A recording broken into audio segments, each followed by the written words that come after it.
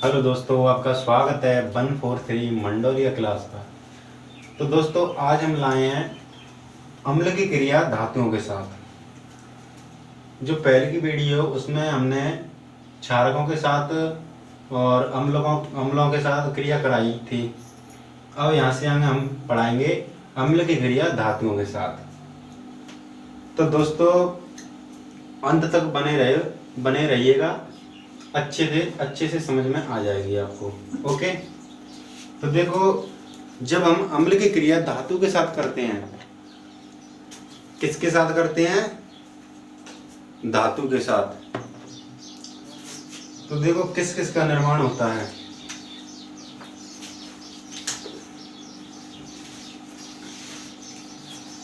जब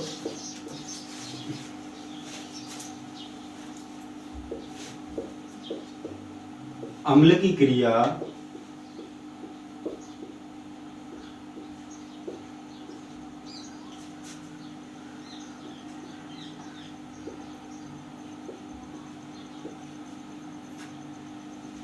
धातुओं के साथ कराई जाती है,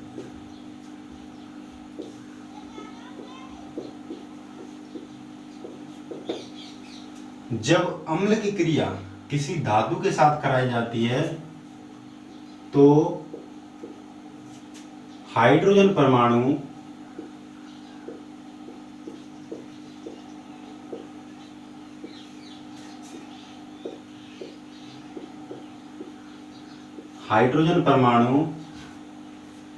विस्थापित होकर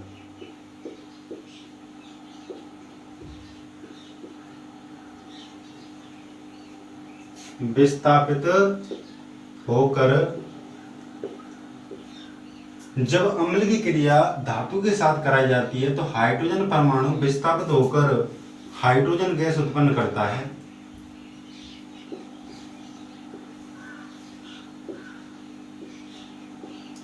हाइड्रोजन गैस बनाता है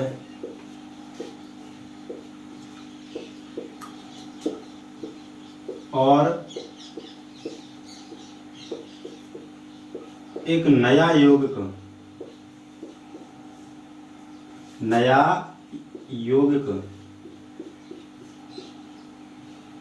बनता है। एक नया तो क्या देखो, जब अम्ल की क्रिया धातु के साथ कराई जाती है तो हाइड्रोजन परमाणु विस्थापित होकर हाइड्रोजन गैस बनाता है और एक नया यौगिक बनता है। कौन सा?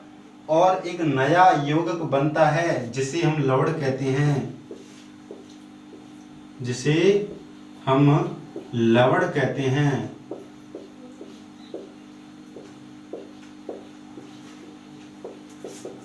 जिसे हम लवण कहते हैं। ओके, देखो क्या, जो अम्ल की क्रिया किसी धातु के साथ कराई जाती है तो क्या होता है? तो जब अम्ल की क्रिया किसी धातु के साथ कराई जाती है तो हाइड्रोजन परमाणु विस्थापित होकर हाइड्रोजन गैस बनाते हैं और एक नया यौगिक और बनता है जिसे हम लवण कहते हैं। अगली वीडियो में, जो पहले की वीडियो में एक बच्चे की कमेंट आई, एक भाई की, उसने कहा सर आप लवण का जो परिभाषा है वो सही नहीं बता रहे हो। मैंने कहा आपकी समझ में नहीं आई होगी, मैं दोबारा बता दूंगा। तो देखो, लवण क्या होती है कि जब अम्ल की क्रिया किसी धातु के साथ कराई जाती है जब भी लवण बनती है, और जब अम्ल की क्रिया किसी क्षारक के साथ कराई जाती है तो लवण बनती है। ओके, तो देखो हमने यहाँ तक बता दिया कि जब अम्ल की क्रिया किसी धातु के साथ कराई जाएगी तो हाइड्रोजन परमाणु विस्थापित होकर हाइड्रोजन गैस का निर्माण करेंगे और एक नया यौगिक बनेगा जिसे हम लवण कहेंगे। ओके, जैसे उदाहरण देखो,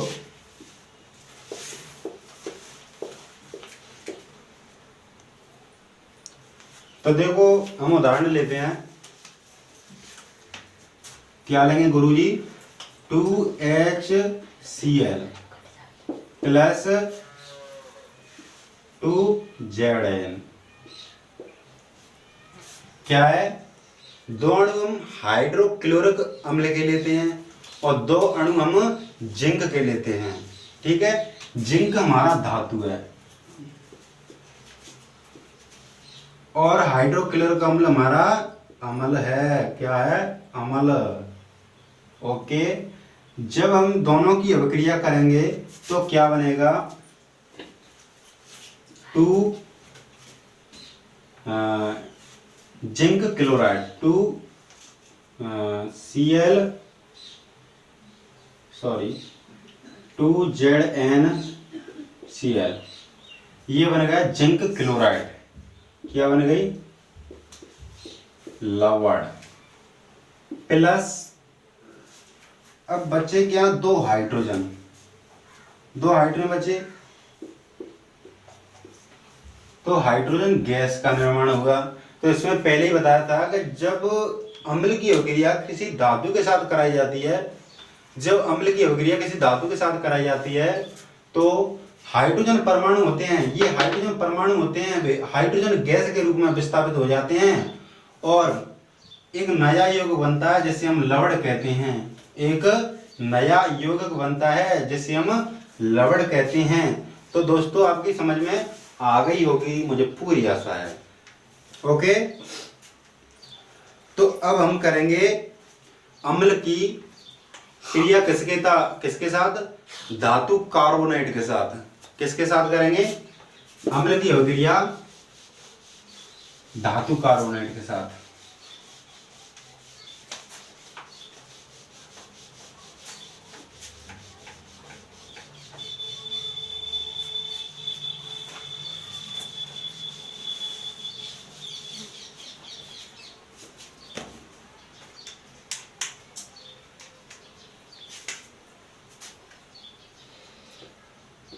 अम्ल की क्रिया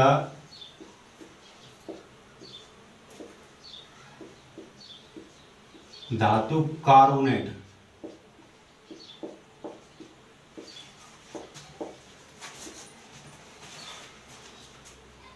व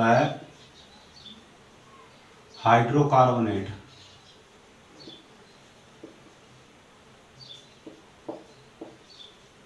हाइड्रोजन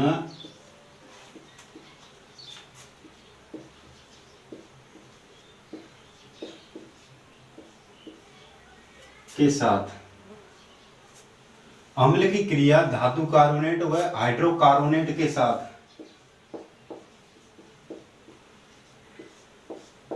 ओके, तो देखो जब अम्ल की क्रिया धातु कार्बोनेट या हाइड्रोकार्बोनेट के साथ करते हैं तो देखो क्या क्या बनता है? लवण बनती है, जल बनता है और कार्बन डाइऑक्साइड बनती है। तो देखो एक उदाहरण लेके देखते हैं। देखो अभी देखते हैं Na2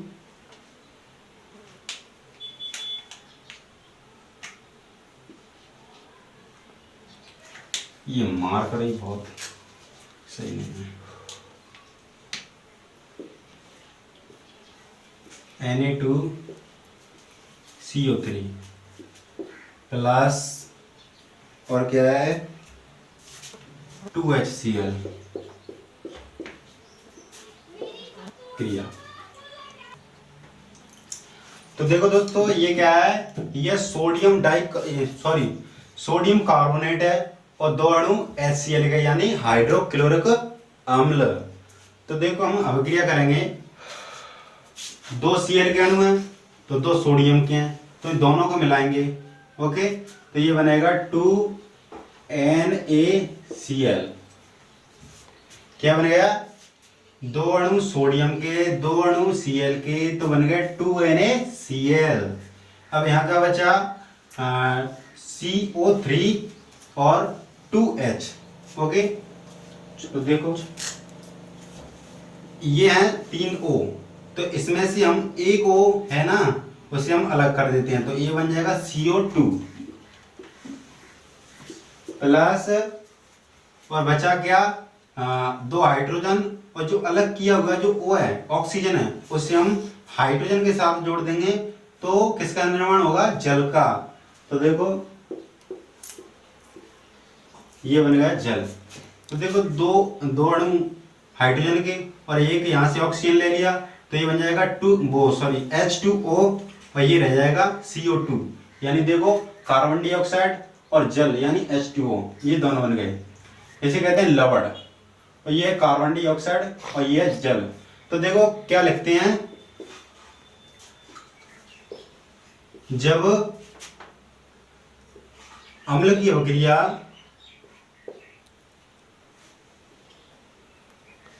देखो एक और उदाहरण लेते हैं। ओके,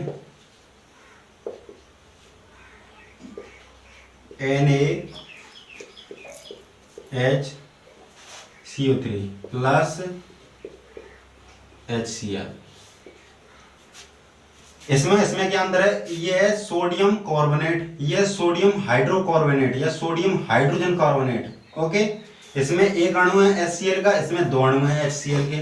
तो देखो इसमें देखो NaCl से मिलेगी। ओके, तो ये बन जाएगा NaCl यानी सोडियम क्लोराइड।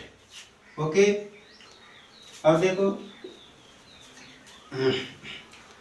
यहाँ पर एक H है, यहाँ पर एक H है, ये दोनों H मिलकर दो H हो जाएंगे और यहाँ से एक ऑक्सीजन लेंगे तो क्या बन जाएगा? H2O प्लस, और बचा क्या? यहाँ से एक ऑक्सीजन ले लिया तो दो O बचे यानी ऑक्सीजन बचे, तो ये बन जाएगा CO2। तो ये क्या बनेगा?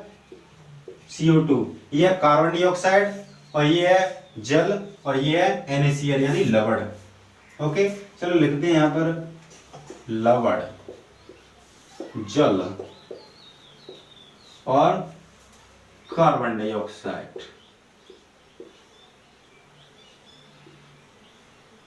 कार्बन डाइऑक्साइड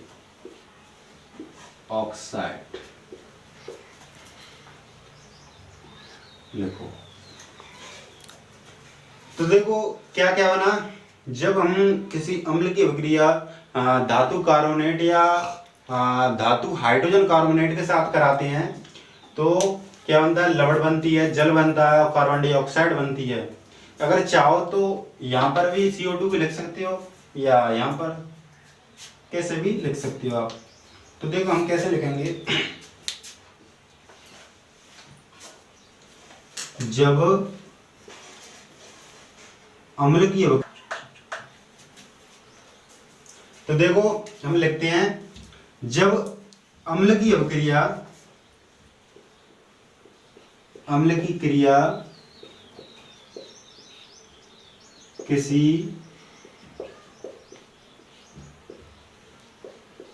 धातु कार्बोनेट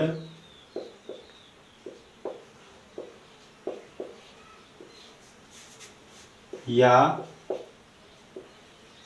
धातु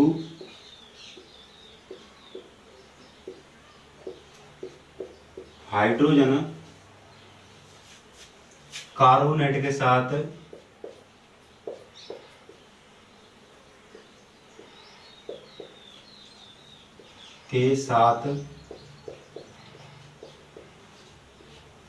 जब अम्ल की क्रिया किसी धातु कार्बोनेट या धातु हाइड्रोजन कार्बोनेट के साथ कराई जाती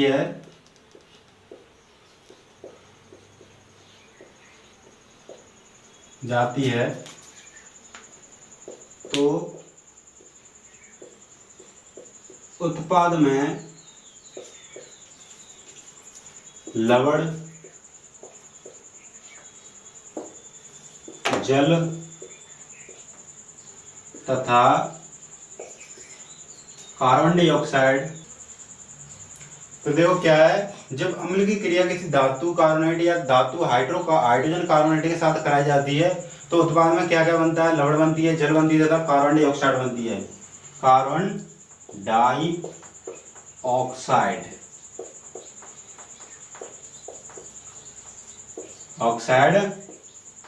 बनती है। ओके, तो आपकी समझ में आ गई होगी, मुझे पूरा विश्वास है। हाँ, तो आगे बढ़ते हैं। अब देखेंगे क्षारकों के साथ धातु यानी क्षारकों की क्रिया धातुओं के साथ। ओके, तो इसे एक बार लिख लो या स्क्रीनशॉट ले लो। तो मिटा देते हैं।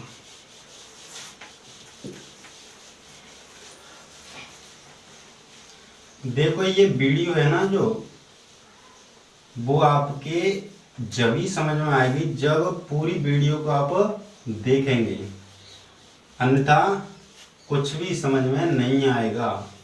तो इसमें से सवाल बहुत पुट आउट होते हैं एग्जाम में, तो कृपया करके पूरी वीडियो देखें।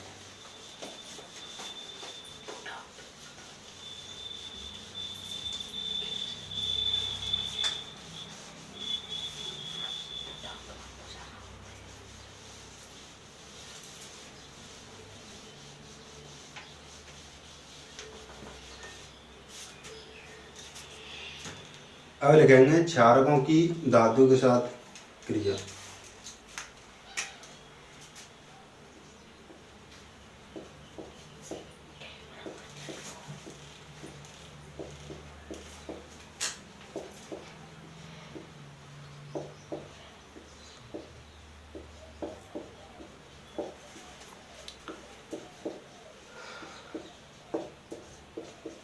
क्या है?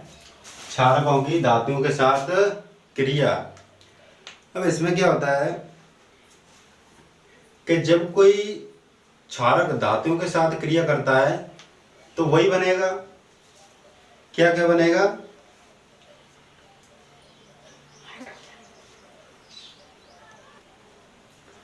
तो देखो क्षारकों की धातु के साथ क्रिया कैसे करते हैं हम उसको बताएंगे आपको।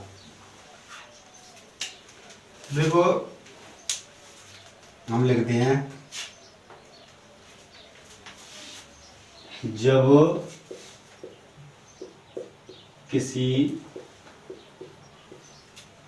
क्षारक की क्रिया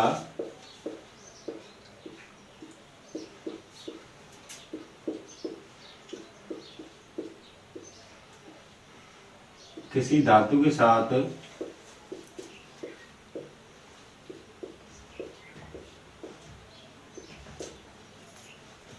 जब किसी क्षारक की क्रिया किसी धातु के साथ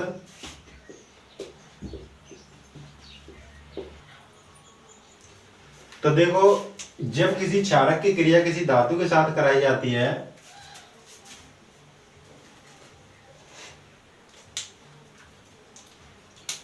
किसी क्षारक के साथ कराई जाती है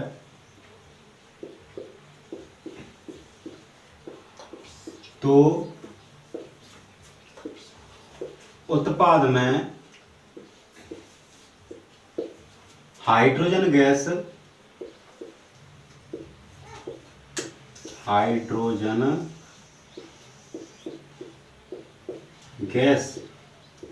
तथा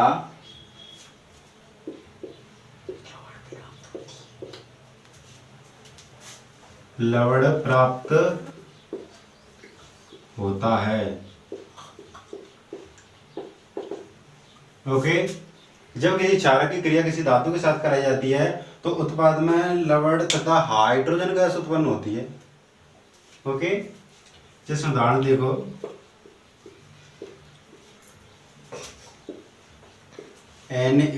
NaOH प्लस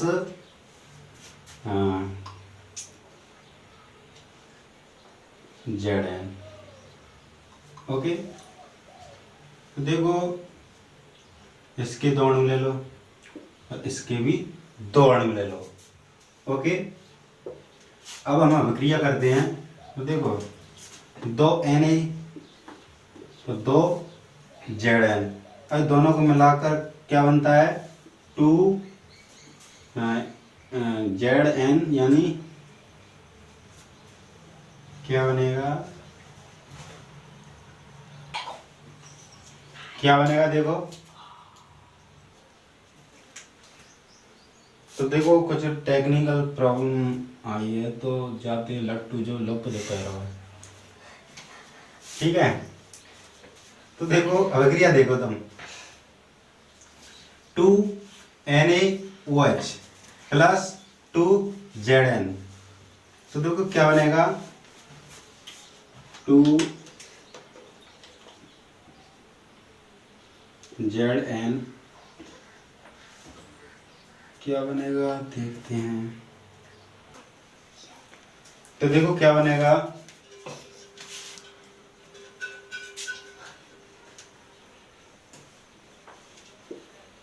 Na2ZnO2। ओके, क्या है, Na2ZnO2। तो देखो कैसे बना, Zn का एक अणु है और Na2 यानी Na2 यानी दो अणु है सोडियम के। तो देखो जब इनको मिलाएंगे, और ऑक्सीजन भी कितने हैं,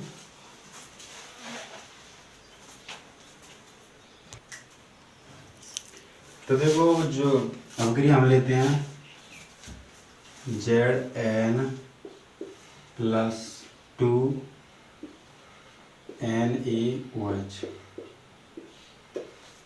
ओके, तो देखो Zn है वो तो देखो Zn इसके साथ मिलेगा Na के, तो देखो क्या बनेगा,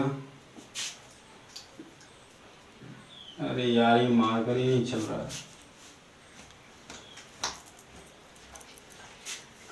तो देखो Na2ZnO2 प्लस H2। तो देखो भाई Zn के एक अणु है तो यहाँ भी एक अणु है, और Na के दो अणु है तो यहाँ भी दो अणु है, और O के भी दो अणु है तो यहाँ भी दो अणु है। ओके, तो ये बन जाएगी सोडियम जिंकेट।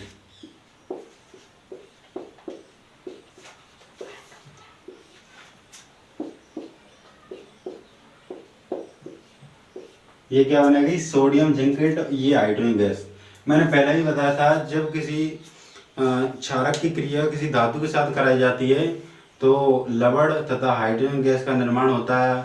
ओके, तो ये अभिक्रिया है आपकी। ओके, तो यहाँ से आगे चलते हैं, देख लो, स्क्रीनशॉट ले लो।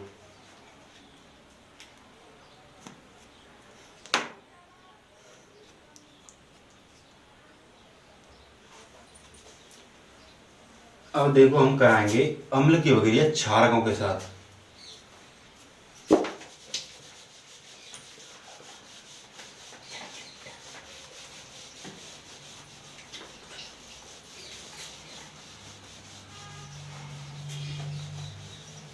देखो दोस्तों, हमारा टारगेट है 4000 घंटे, तो कृपया करके इन वीडियो को जरूर देखें, है ना, वीडियो को जरूर देखें, जो वीडियो बनाए उनको जरूर देखें। और जब यानी जब तक आप देखेंगे नहीं तब तक आपकी समझ में नहीं आएगा, और इनसे दूर ही दूर भजोगे। ओके, इसलिए इन अभिक्रियाओं को समझें और देखें, एक बार नहीं 10,000 बार देखें, 1000 बार देखें। जब तक समझ में ना आए तब तक उसके पीछे ऐसे पड़े रहो, जैसे कैसे, जैसे कि कोई मेहनती इंसान जो लक्ष्य ठान लिया उसे करके ही छोड़े, रात दिन अखंड हो जाए तब भी नहीं रुके।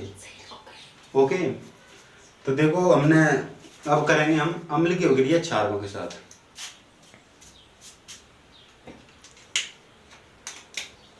देखते चलो तो ध्यान से। अम्ल की क्रिया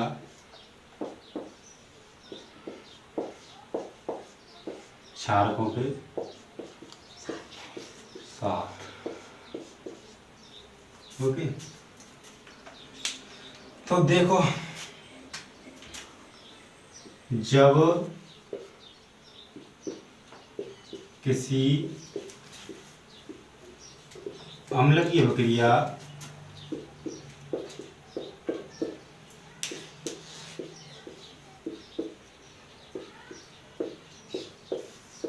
क्षारकों के साथ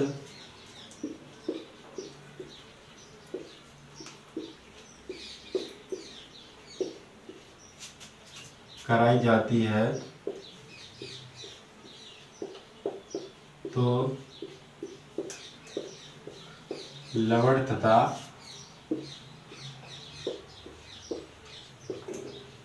जल बनता है।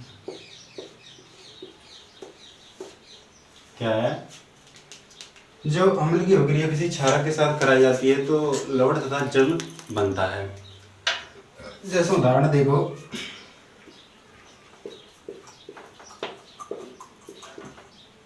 उदाहरण है आपका NaOH plus HCl, NaOH plus Cl, NaOH plus HCl, इसे कहते हैं सोडियम हाइड्रोक्साइड।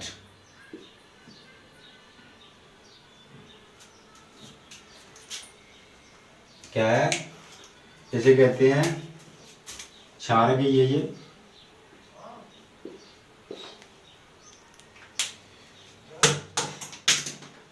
क्या है? क्षारक, ये अम्ल है। देखो, ये NaOH यानी सोडियम हाइड्रोक्साइड, ये जल यानी सॉरी अम्ल, हाइड्रोक्लोरिक अम्ल। जब हम Na को Cl से मिलाएंगे तो क्या बनेगा? NaCl प्लस एक H यहाँ बची, एक H यहाँ बची और एक O यहाँ बचा, एक H मिलकर क्या बनेगा? H2 और एक क्या बचा? O, तो O जल और लवण। ओके, समझ में आई? माँ से मक्खन खा से खत्म हो चुका है। तो चलो आगे चलते हैं।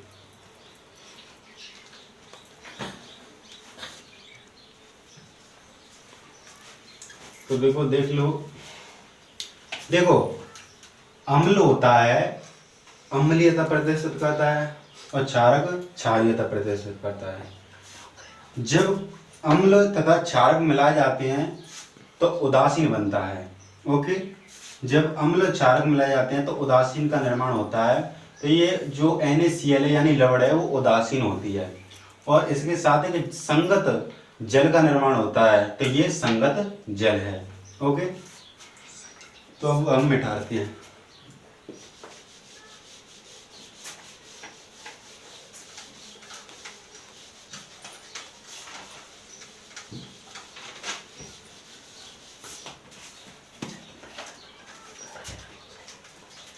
देखो, तो देखो अम्ल की क्रिया क्षारकों के साथ, अब हम लिखेंगे उदासीनीकरण अभिक्रिया।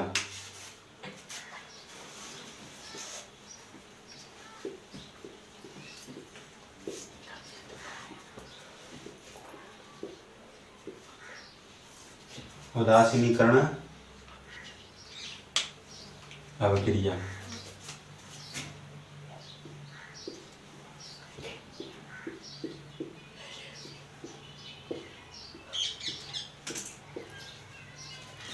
क्या है? उदासीनीकरण अभिक्रिया। ये बहुत ही इम्पोर्टेंट है, आपके एग्जाम में पूछी जा सकती है। तो देखो, उदासीनीकरण अभिक्रिया किसे कहते हैं?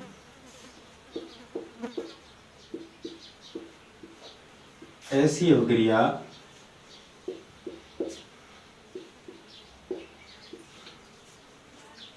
जिसमें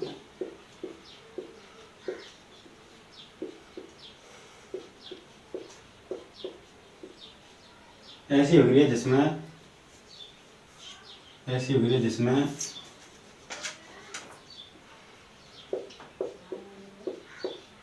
अम्लों के साथ ऐसी अभिक्रिया जिसमें अम्लों के साथ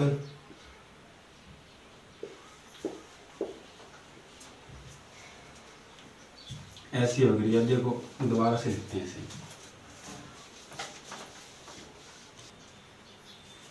तो देखो उदासीनीकरण अभिक्रिया क्या होती है?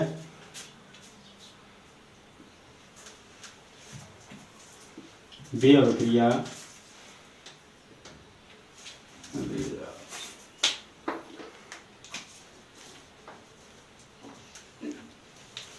देखो अम्ल की क्रिया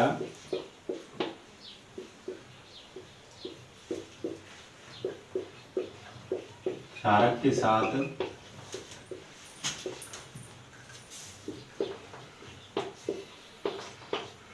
मिलकर लवण तथा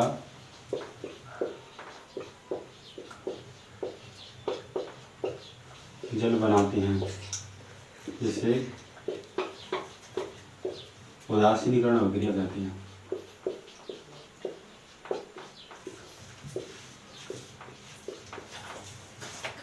अभिक्रिया कहते हैं।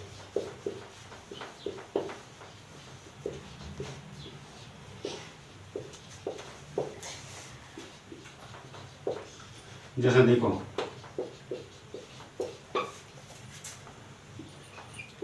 NaOH प्लस HCl,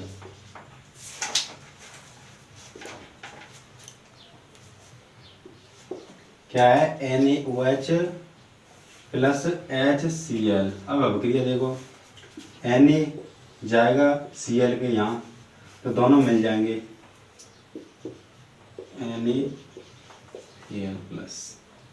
अब बचा OH और इधर बचा H जाएगा यहाँ, एक H के डिंग, तो दोनों H बन जाएंगे, और बचा O, तो ये बन जाएगा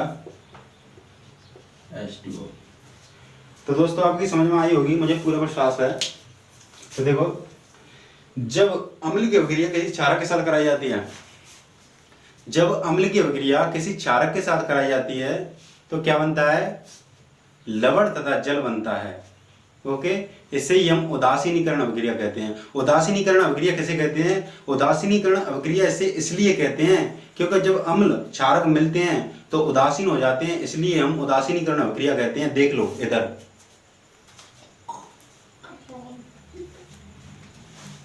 ओके मिटाते हैं, स्क्रीनशॉट ले लो, स्क्रीनशॉट। तो देखो मिटाते हैं।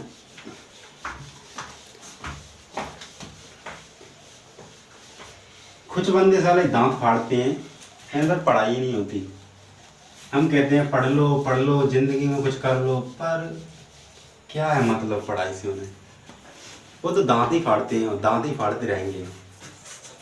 APJ अब्दुल कलाम ने ये कहा है,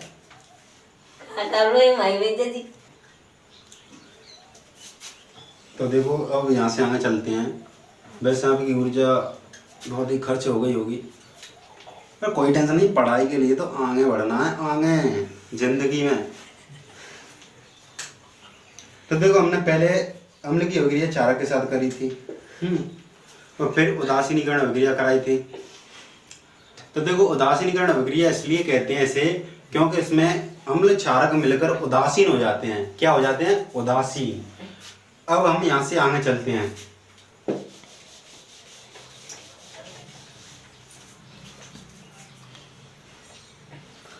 अब है अम्लों के साथ धात्विक ऑक्साइड की अभिक्रिया। देखो ध्यान से देखना, नहीं बंदा पेपर में पट्टियों को गिनेगा, पट्टियों को।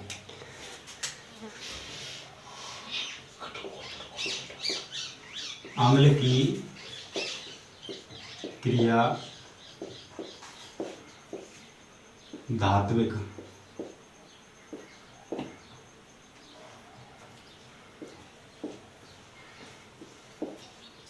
ऑक्साइड।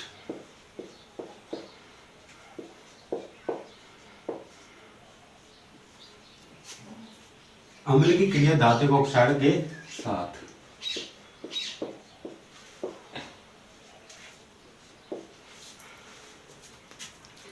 तो देखो जब अम्ल की क्रिया धात्विक ऑक्साइड के साथ कराई जाती है तो किस किस का निर्माण होता है? जल तथा लवण का निर्माण होता है। जो धातु के ऑक्साइड होते हैं वे क्षारीय होते हैं। ओके, तो देखो उदाहरण लेते हैं हम।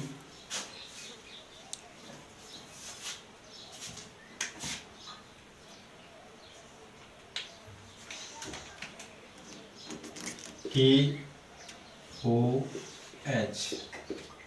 Plus HCl। ओके, ये क्या है? Potassium hydroxide. और दूसरा है हाइड्रोक्लोरिक अम्ल। तो देखो पोटेशियम हाइड्रोक्साइड प्लस HCl यानी हाइड्रोक्लोरिक अम्ल के साथ अभिक्रिया कराएंगे तो क्या होगा? देखो, इसे कहते हैं धातु ऑक्साइड, ये अम्ल। जब अम्ल की अभिक्रिया किसके साथ होगी? HCl के साथ। तो क्या क्या बनेगा? देखो, यह OH, यह H, KCl, ये दोनों का निर्माण होकर क्या बनेंगे? ये बनेगा भाई साहब आपका KCl प्लस ये बनेगा जल H2O। ओके,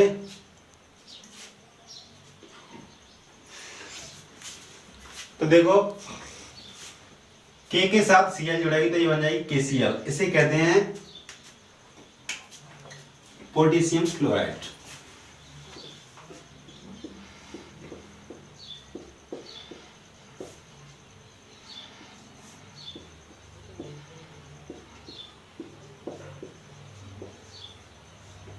इसे कहते हैं पोटेशियम क्लोराइड, इसे कहते हैं जल।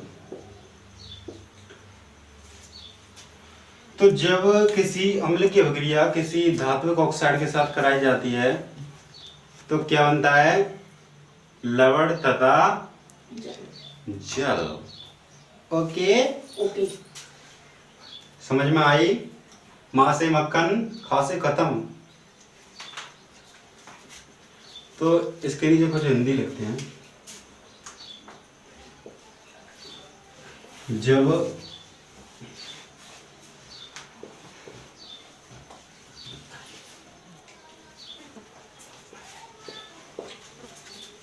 अम्ल की क्रिया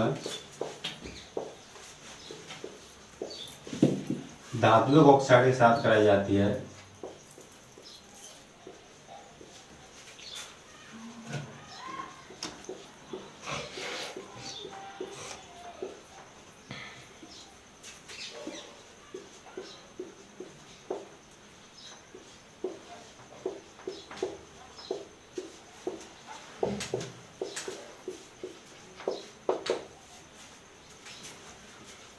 तो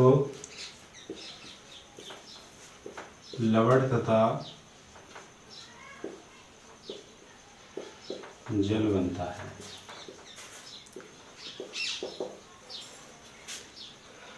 ओके, क्या है? जब अम्ल की क्रिया किसी धातु के ऑक्साइड के साथ कराई जाती है तो लवण तथा जल का निर्माण होता है। ओके, अब देखते हैं क्षारकों के साथ अधात्विक ऑक्साइड की अभिक्रिया। देखो ये जो KOH है ना, इनकी प्रकृति क्या होती है? क्षारीय, क्षारीय होती है। जो धात्विक ऑक्साइड है ये क्षारीय होते हैं, जो अधात्विक ऑक्साइड होते हैं वे अम्लीय होते हैं। स्क्रीनशॉट ले लो।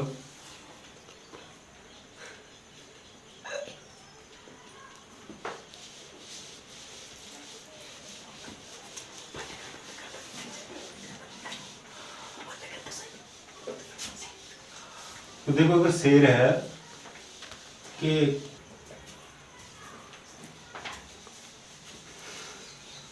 शेर है कि कदम ऐसे चलो जो निशाने बने। क्या है? कदम ऐसे चलो जो निशाने बने, जीवन ऐसा जियो जो पहचान बने। तो जिंदगी में ऐसा कार्य करो जो दुनिया याद रखे, मृत्यु के बाद भी और मृत्यु से पहले भी। ओके, अब हम करेंगे अम्ल की क्रिया धातु ऑक्साइड के साथ। ये तो हमने कराई थी, अब इसे हम मिटाते हैं। तो देखो यहाँ पर ये नहीं लेगा, यहाँ लेगा CO2। ओके, अब देखो CO2 है यहाँ पर, तो क्या बनेगा, कैल्शियम कार्बोनेट। ये जो Ca है ना, ये लेगा CaCO यानी 3। तो देखो यहाँ पर 2 ऑक्सीजन है और 2 हाइड्रोजन है। यहाँ से हम लेंगे एक ऑक्सीजन लेंगे। ओके, देखो Ca और एक लेंगे C, तो देखो क्या बनेगा CaCO3। तो देखो कैसे, Ca ये आ गया यहाँ पर, C ये आ गया यहाँ पर। अब 3 ऑक्सीजन, 2 यहाँ से ले लेंगे, एक यहाँ से ले। तो देखो एक यानी 2 O यहाँ से लेंगे, एक O यहाँ से लेंगे, तो 3 O हो जाएंगे। तो देखो ये बन गया कैल्शियम कार्बोनेट। ओके, अब बचा क्या, अब बचा यानी एक ऑक्सीजन। ओके, 4 ऑक्सीजन है ये पूरे, एक ऑक्सीजन और 2 हाइड्रोजन। तो देखो जल बनेगा, ये बन गया आपका जल। तो ये है आपकी क्षारकों की क्रिया अधात्विक ऑक्साइडों के साथ। क्षारकों की क्रिया अधात्विक ऑक्साइडों के साथ। और जो क्षारक वो अधात्विक ऑक्साइड होते हैं,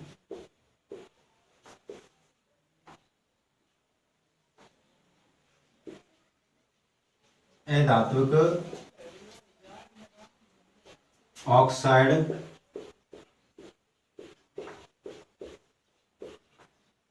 अम्लीय होते हैं।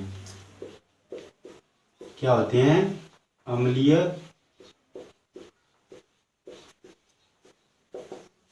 अधात्विक ऑक्साइड अम्लीय होते हैं। अब देखो हम लिखते हैं यहाँ पर, जब कैल्शियम कार्बोनेट की अभिक्रिया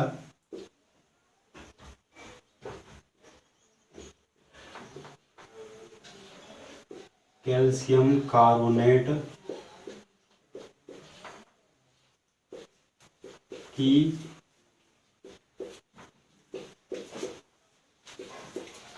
अभिक्रिया कार्बन डाइऑक्साइड के साथ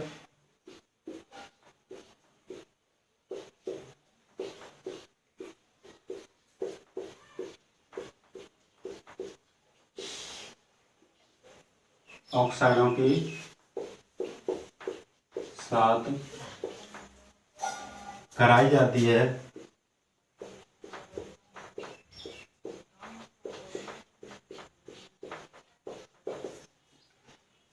देखो पहला पॉइंट हमारा अधातुक ऑक्साइड क्या होते हैं, अम्लीय। और जो धातुक ऑक्साइड होते हैं वे क्षारीय होते हैं।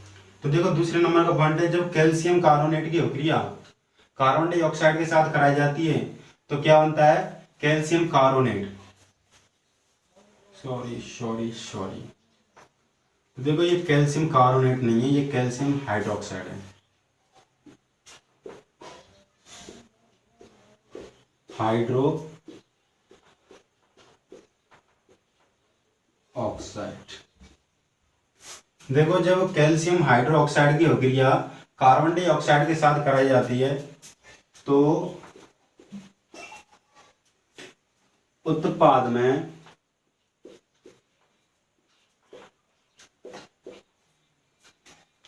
कैल्शियम कार्बोनेट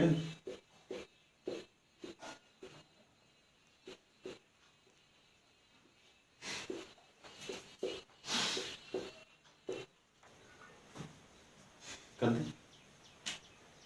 तो देखो कैल्शियम कार्बोनेट, जो उत्पाद में कैल्शियम कार्बोनेट तथा जल बनता है।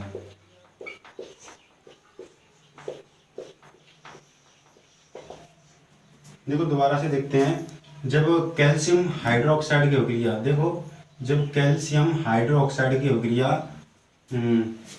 कार्बन डाइऑक्साइड के साथ कराते हैं, ये कार्बन डाइऑक्साइड है, जब कैल्शियम हाइड्रोक्साइड की अभिक्रिया कार्बन डाइऑक्साइड के साथ कराते हैं तो कैल्शियम कार्बोनेट का निर्माण होता है और जल का निर्माण होता है, ये आपको ध्यान रखना है। तो स्क्रीनशॉट ले लो आप।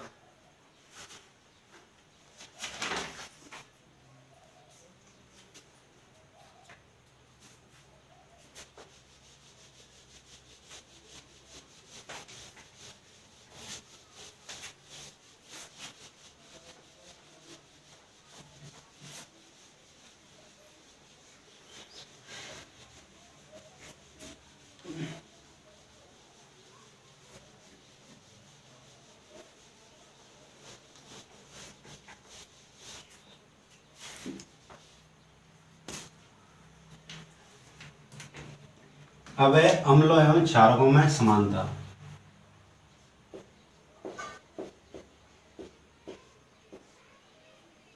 अम्लों व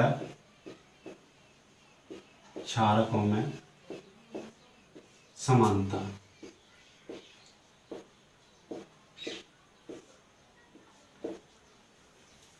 क्या है अम्लों एवं क्षारकों में समानता?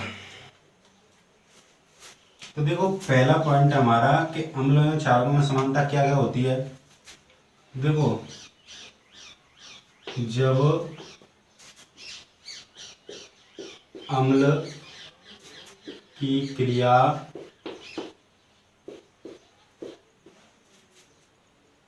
क्षारक के साथ कराई जाती है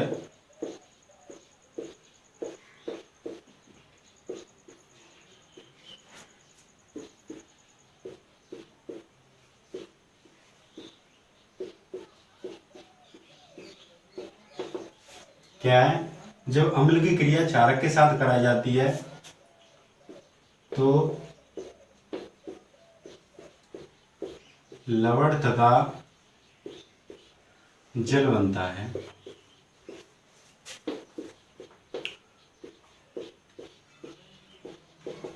पहली क्या समानता है, जब अम्ल की क्रिया क्षारक के साथ कराई जाती है तो लवण तथा जल बनता है। ओके, दूसरा पॉइंट है हमारा, जब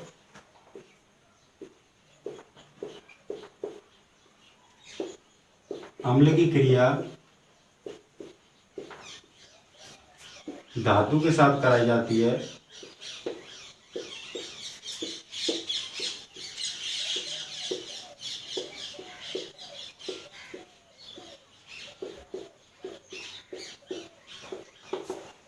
क्या है, जब अम्ल की क्रिया धातु के साथ कराई जाती है तो उत्पाद में लवण तथा हाइड्रोजन गैस बनती है।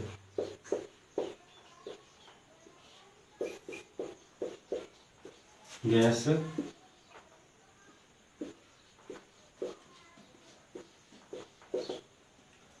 क्या है, जब अम्ल की क्रिया किसी धातु के साथ कराई जाती है तो उत्पाद में क्या बनती है, लवण तथा हाइड्रोजन गैस। ओके, ये थी अम्ल एवं क्षारकों में समानता।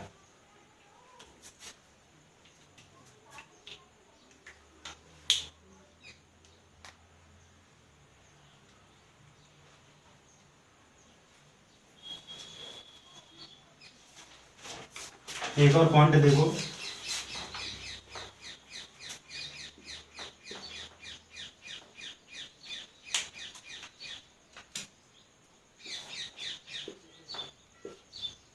जब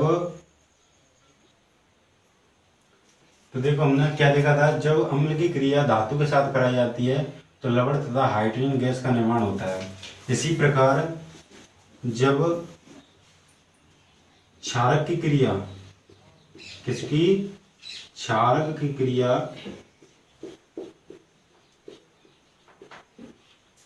क्षारक की क्रिया किसी धातु के साथ कराई जाती है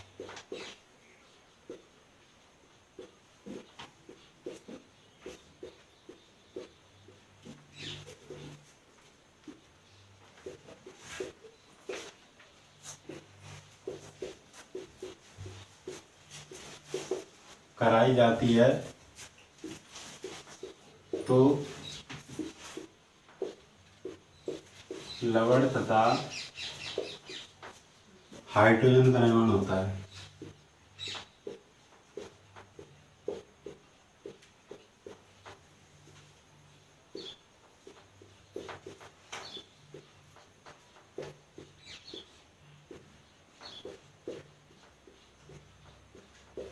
क्या है, जब क्षारक की क्रिया किसी धातु के साथ कराई जाती है तो लवण तथा हाइड्रोजन का निर्माण होता है, और जब अम्ल की क्रिया किसी धातु के साथ कराई जाती है तब भी हाइड्रोजन गैस तथा लवण का निर्माण होता है। और जब अम्ल की क्रिया किसी क्षारक के साथ कराई जाती है तब लवण तथा जल का निर्माण होता है, और किसी क्षारक की क्रिया अम्ल के साथ कराई जाती है तब भी यानी लवण तथा जल का निर्माण होता है। ये थी आपकी अम्लों एवं क्षारकों में समानता। अब देखते हैं कि अम्लों में विद्युत का प्रभाव किस प्रकार होता है।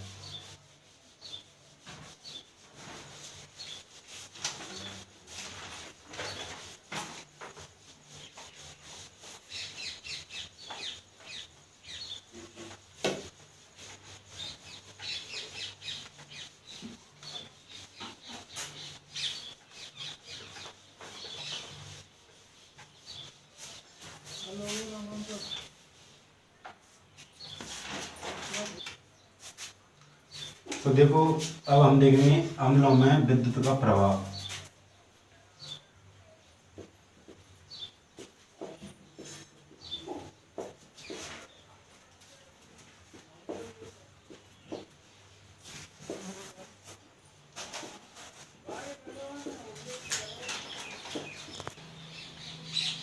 तो देखो, अब हम देखेंगे अम्लों में विद्युत का प्रभाव।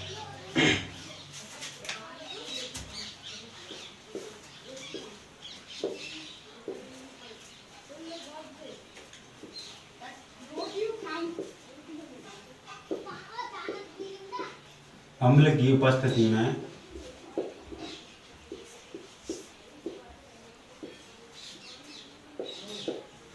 की उपस्थिति में बल्ब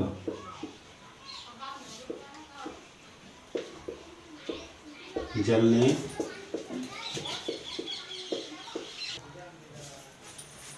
तो देखो क्या है, अम्ल की उपस्थिति में बल्ब जलने लगता है। क्या? बल्ब। अब जानते होंगे कि जो अम्ल के विलयन में ऐसी क्या चीज होती है जिसके कारण बल्ब जलने लगता है। तो देखो, अम्ल में धनायन, धन या यन, धनायन,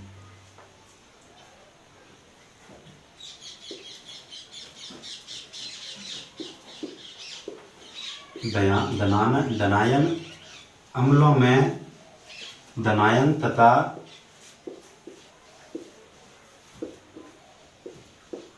ऋणायन आयनों के कारण, अम्लों में धनायन तथा ऋणायनों के कारण, ऋणायन आयनों के कारण विद्युत का प्रभाव होता है। विद्युत का प्रभाव होता है। क्योंकि क्या है, अम्लों में धनायन तथा ऋणायन आयनों के कारण विद्युत का प्रभाव होता है। ये थी क्या है, अम्लों में धनायन तथा ऋणायन आयनों के कारण विद्युत का प्रभाव होता है। जैसे हम देखते हैं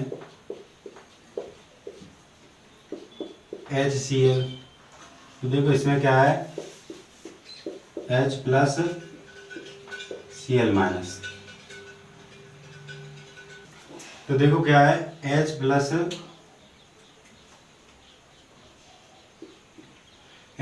Cl माइनस। तो देखो यहाँ पर अम्लता दर्शाते हैं, ये क्षारीयता है, ये मतलब माइनस में। ओके, तो क्या इसमें अम्लों में धनायन ये होता है, ऋणायन ये होता है। इन्हीं के कारण विद्युत का प्रवाह होता है। किनमें? अम्लों में। दूसरा देखो, दूसरा देखते हैं CH3COOH। देखो इनमें CH3COO -H+। तो देखो ये धनायन है, ये ऋणायन है, तो ये अम्ल है, यानी ये है एसिटिक अम्ल। तो एसिटिक अम्ल में विद्युत का प्रवाह इसलिए होता है क्योंकि इसमें धनायन और ऋणायन आयन उत्पन्न होते हैं या रहते हैं इसमें। तो इन्हीं के कारण क्या होता है, अम्लों में विद्युत का प्रवाह होता है। लेकिन एल्कोहल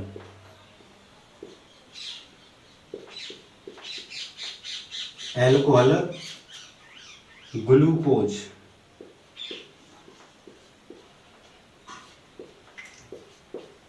विद्युत का प्रवाह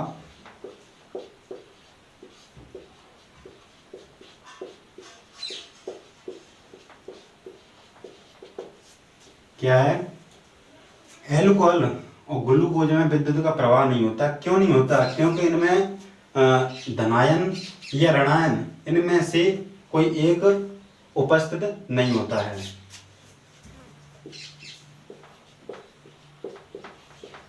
क्योंकि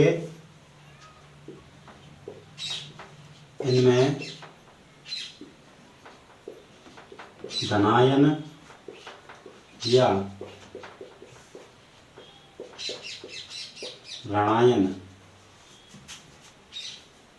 धनायन या ऋणायन में से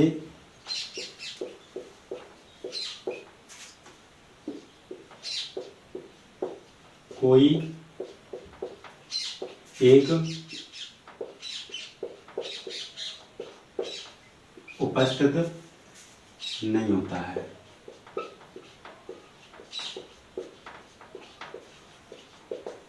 क्या है? देखो, जो ज्यादातर अम्ल होते हैं उनमें विद्युत का प्रवाह होता है। क्यों होता है? क्योंकि उनमें धनायन तथा ऋणायन होते हैं। ओके। लेकिन कुछ ऐसे होते हैं, एल्कोहल है, ग्लूकोज है, इनमें विद्युत का प्रवाह नहीं होता। क्यों नहीं होता? क्योंकि इनमें धनायन या ऋणायन इन दोनों में से किसी एक आयन की कमी होती है। इसलिए ग्लूकोज या एल्कोहल में इनमें विद्युत का प्रवाह नहीं होता है। ओके। अब आगे देखेंगे हम।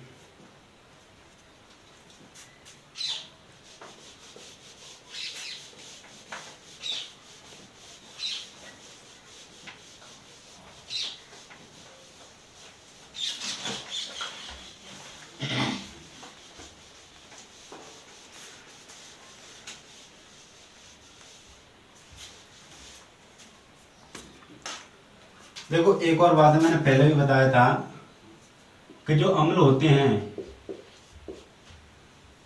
अम्लों में अम्ल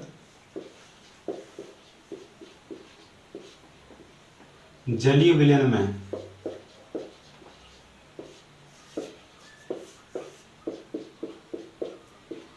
H+ आयन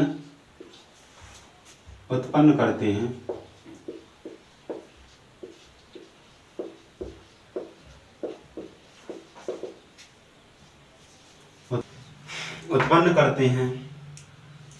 एक और पॉइंट है।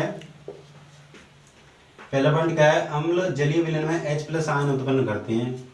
और दूसरा है कि जो हाइड्रोजन है, क्या हाइड्रोजन,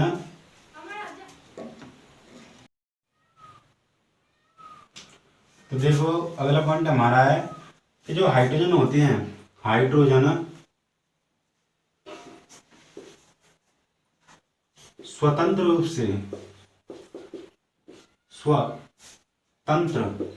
रूप से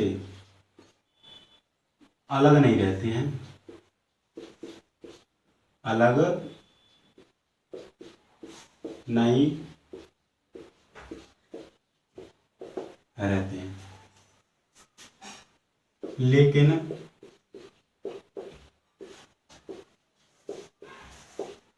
जल के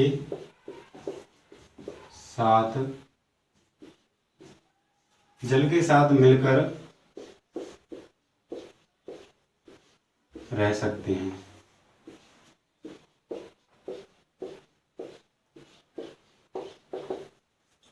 देखो, जो हाइड्रोजन है वो स्वतंत्र रूप से अलग नहीं रह सकते, वो किसी न किसी यौगिक के साथ मिलकर रहते हैं। तो जो हाइड्रोजन है वो जल के साथ मिलकर रह सकते हैं। देखो कैसे, अभिक्रिया के द्वारा देखो, H plus, okay, H plus OH minus, H plus OH minus. अब ये दोनों मिलेंगे, सॉरी रुको, देखो जल के साथ ही हाइड्रोजन अणु मिलेगा तो क्या बनेगा। देखो, जब जल के साथ हाइड्रोजन अणु मिलता है तो ये बनता है H3O, ओके, ये H3O बनेगा जल के साथ मिलकर, ओके। हाइड्रोजन स्वतंत्र रूप से अलग तो नहीं रह सकते, लेकिन जल के साथ मिलकर रह सकते हैं, इसलिए हाइड्रोजन अणुओं को जल के साथ मिलाया जाता है, तो ये बनता है H3O, ओके। अब है क्षारकों को जल में घोलने पर। देखो, क्षारकों को जल में घोलने पर क्या होता है, पहले इसे मिटा देते हैं।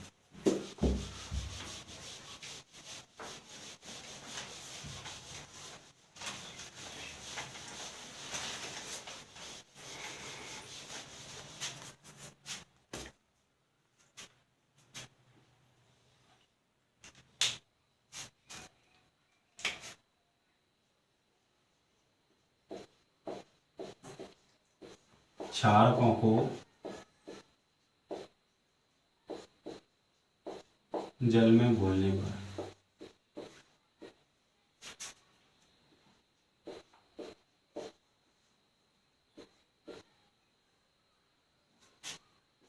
क्या है, क्षारकों को जल में घोलने पर क्या होता है। देखो अभिक्रिया देखो,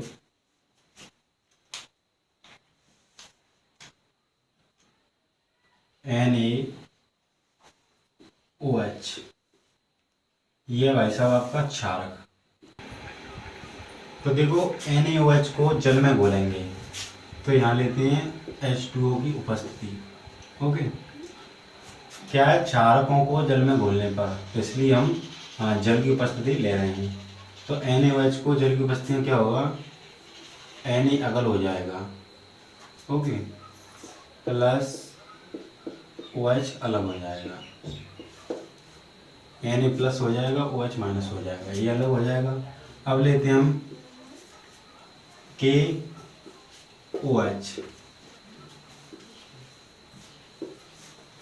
ये भी जल की उपस्थिति में होगा।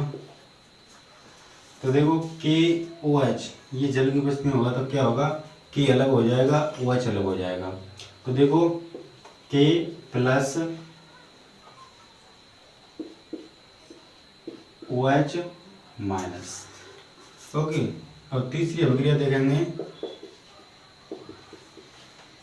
तीसरी अभिक्रिया में क्या है, मैग्नीशियम हाइड्रोक्साइड।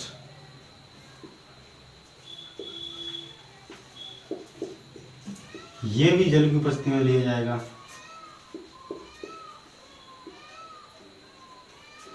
ये भी जल की उपस्थिति में लिया जाएगा। तो देखो Mg अलग हो जाएगा, OH अलग हो जाएगा। तो देखो Mg प्लस OH, ये प्लस हो जाएगा, ये माइनस हो जाएगा, ओके। तो ये थी जब क्षारकों को, ये सभी क्षारक हैं, तो क्षारकों को जब हम जल में घोलेंगे तो वे अलग अलग हो जाएंगे, पृथक हो जाएंगे, धनायन और ऋणायन अलग अलग हो जाएंगे, ठीक है। ये आपकी अभिक्रिया हो चुकी है। तो हम इनको मिटा देते हैं।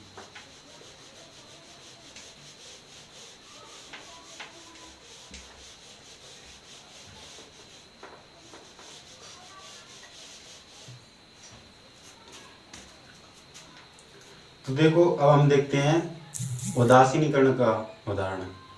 पहले मैंने बताया था कि उदासीनीकरण क्या होता है। जब अम्ल एवं क्षारक की अभिक्रिया कराई जाती है तो लवण तथा जल बनता है। तो जो लवण होता है वो उदासीन ही होता है, इसलिए इस अभिक्रिया का नाम उदासीनीकरण अभिक्रिया है। ओके, तो देखो उदासीनीकरण के जो अभिक्रिया है उसके उदाहरण देखो।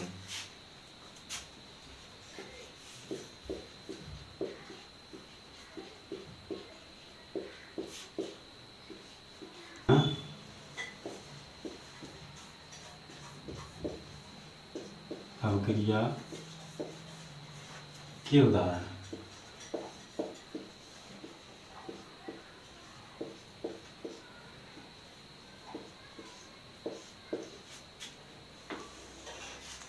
ओके, तो देखो उदासीनीकरण अभिक्रिया का उदाहरण है जिससे अम्ल क्षारक को मिलाने पर लवण तथा जल बनता है। तो देखो हम लेते हैं HCl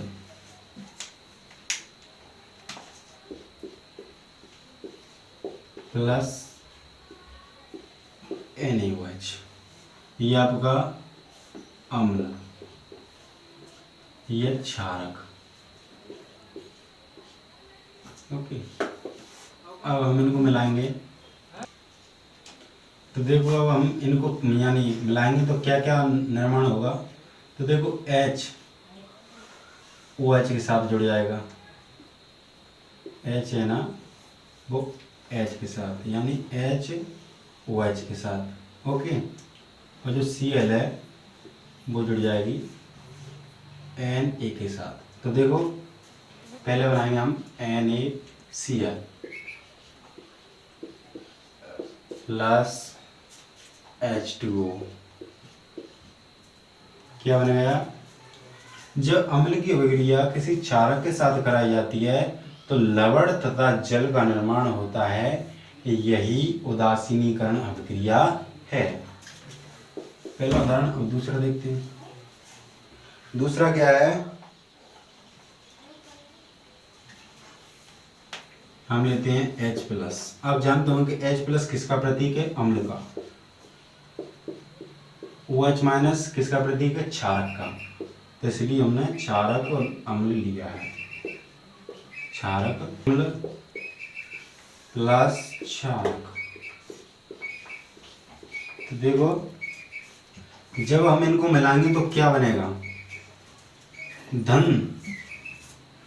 धन तथा ऋण जब मिलते हैं तो क्या बनता है? उदासीन। तो देखो अम्ल ना तो उदासीन होता है, वो ना तो अम्ली होता है, ना क्षारी होता है, इसलिए ये उदासीन है। ओके, तो ये आपका बन गया जल। ये भी एक किसका उदाहरण है? तो देखो क्या है, H+ और OH- मिलते हैं तो जल बनते हैं। जल एक उदासीन होता है, ना तो अम्ली होता है ना क्षारी होता है। ओके, तो ये अभिक्रिया आपकी हुई। अब हम आगे चलते हैं, स्क्रीनशॉट ले लो।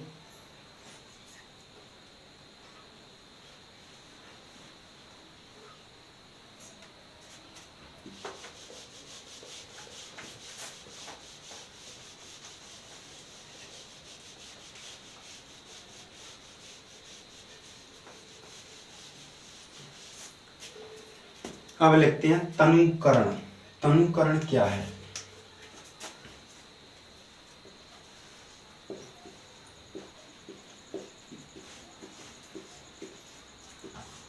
तनुकरण क्या है?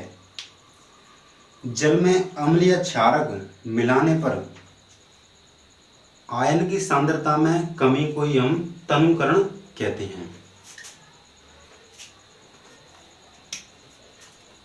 जल में अम्ल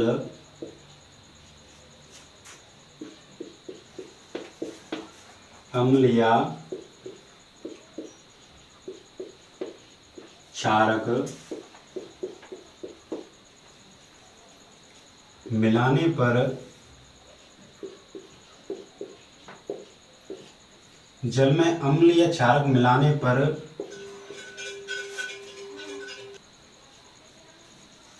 तो क्या है देखो, जब जल में अम्ल या क्षारक मिलाने पर, अम्ल यानी H+, क्षारक मतलब OH-, ओके।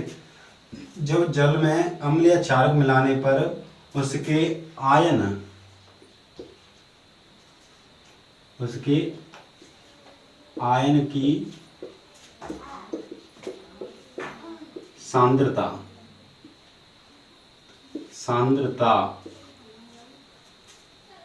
में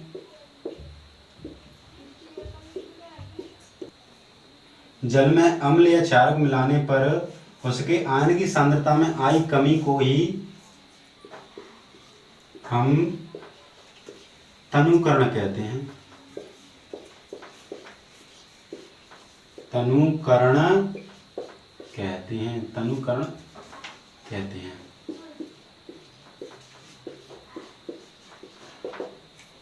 क्या है, जब हम जल में अम्ल या कोई सा एक ही पदार्थ मिलाएंगे, अम्ल मिला सकते हैं या क्षारक, जब हम अम्ल या क्षारक जल में मिलाएंगे तो उसके जो आयन की सांद्रता है उसमें कमी आ जाती है, उसी को हम तनुकरण कहते हैं।